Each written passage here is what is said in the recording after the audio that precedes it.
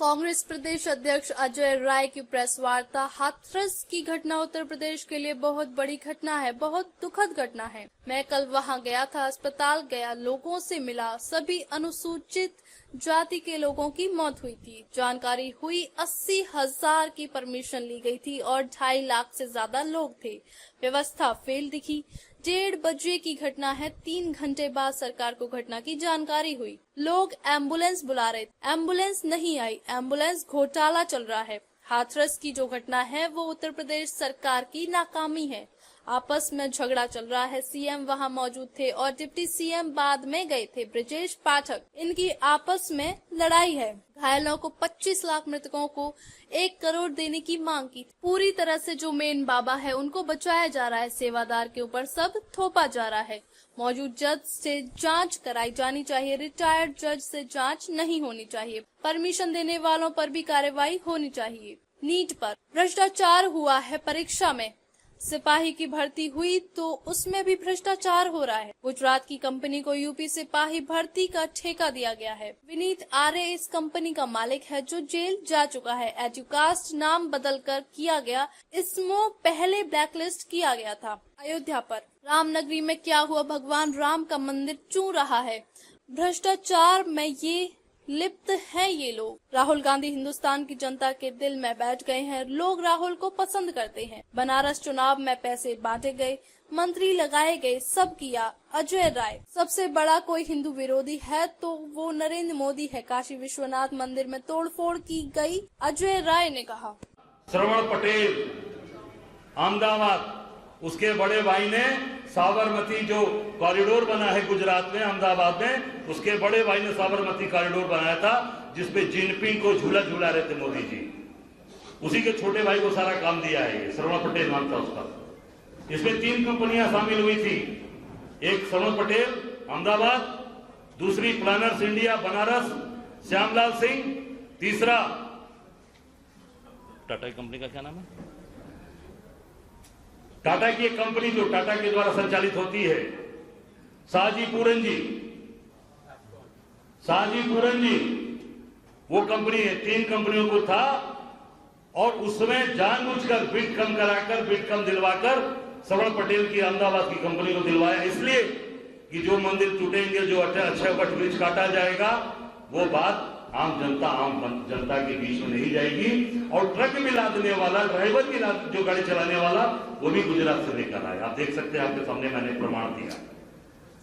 तो ये सबसे बड़े हिंदू विरोधी कौन है? ये लोग। और ये हिंदुत्व का हमको सर्टिफिकेट देते हैं। निश्चित तौर से आज जो एक वातावरण बना है, चाहे वो नीट की परीक्षा का हो, राम मंदिर का हो, बाबा विश्वनाथ के दरबार, जहां भी आप देखेंगे हर जगह अब इतनी बड़ी घटना घटी हाथरस में।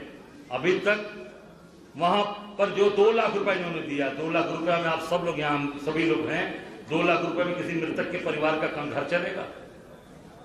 केंद्र सरकार 2 लाख देगी, 2 लाख ये देगी, ऐसे घर चलेगा?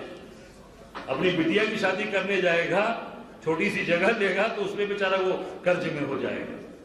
छोटा सा गाड़ी एक देगा तो गाड़ियों मोटरसाइकिल के दाम 1-1 लाख से ऊपर हो गए। जो 60,000 की गाड़ी हमारे समय मिलती थी कांग्रेस समय में, वो 1 लाख से ऊपर हो गई है। आप सोच सकते हैं कि क्या स्थिति चल रही, कितने असंवेदनशील लोग हैं।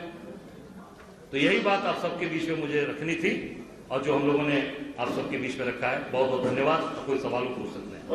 घटना है और उत्तर प्रदेश शासन के संज्ञान में 3 घंटे 4 घंटे बाद ये घटना आई है। 3 घंटे 3.5 घंटे बाद। ये सोच सकते हैं कि किस तरीके का जंगल राज चल रहा है उत्तर प्रदेश। जो लगातार हम लोग पहले से कह रहे हैं कि जंगल राज कायम है। देखा आपने कि वहां पे लोग एम्बुलेंस बुला रहे थे और एम्बुलेंस फोन करते करते कोई फोन नहीं, एम्बुलेंस नहीं आई और एम्बुलेंस में भी घोटाला चल रहा है। एक आप ही लोगों ने दर्शाया कि एक ही नंबर से 30 बार फोन जाता है एक एम्बुलेंस के लिए। एक ही नंबर से केवल एम्बुलेंस बुलाई जाती है। ये रिकॉर्डेड है पूरा और ये इस तरह की फर्जीवाड़ा इसमें चल रहा है। पूरा का पूरा ये जो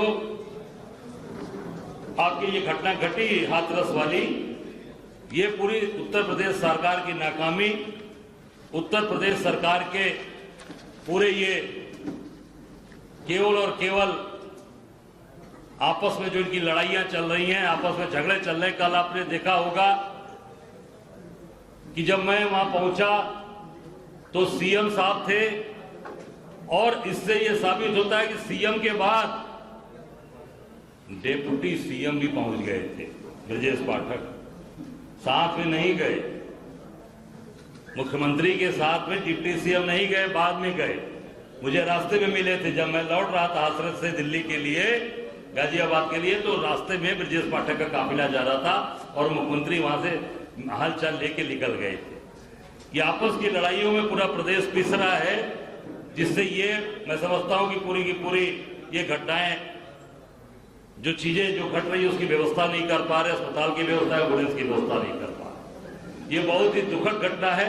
हम लोगों ने मांग किया था कल कि जो मृतक है उनको 1 करोड़ रुपए मुआवजा दिए जाए, एक नौकरी परिवार को, जो घायल है उनको 25 लाख रुपए दिए जाए, और घायल जो मृतक की सूची बनाई गई है उसमें काफी कमियां हैं, उनको पूरी तरीके से फिर से जांच कराई जाए। क्योंकि वहां गांव में जब मैं सुखना गांव में गया था तो एक परिवार में 3 लोग मरे हैं। मां मरी है, उनकी पत्नी मरी है, बिटिया मरी है, और उनकी पत्नी की बॉडी आगरा चली गई थी। फिर एक आगे गया तो वहां एक महिला उसी गांव में, उसने कहा कि मेरी सास की डेड बॉडी अलीगढ़ चली गई थी। और जो कि एक व्यक्ति वहां पे जो था कार्यक्रम में, उनका बगल का पड़ोसी था, उसने कहा कि मैंने पुलिस को रोका, डीएम और एसएसपी को, कि नहीं साहब ये हमारे परिवार की ताई जी। उन्होंने कहा नहीं नहीं ये बाहर की है, जबरदस्ती भेज दिया। बाद में वो बॉडी, डेड बॉडी रात को वहां से आई। सोच सकते हैं कि कितनी इन्होंने विभत्स तरीके से चीजों को खराब करने का प्रयास किया है।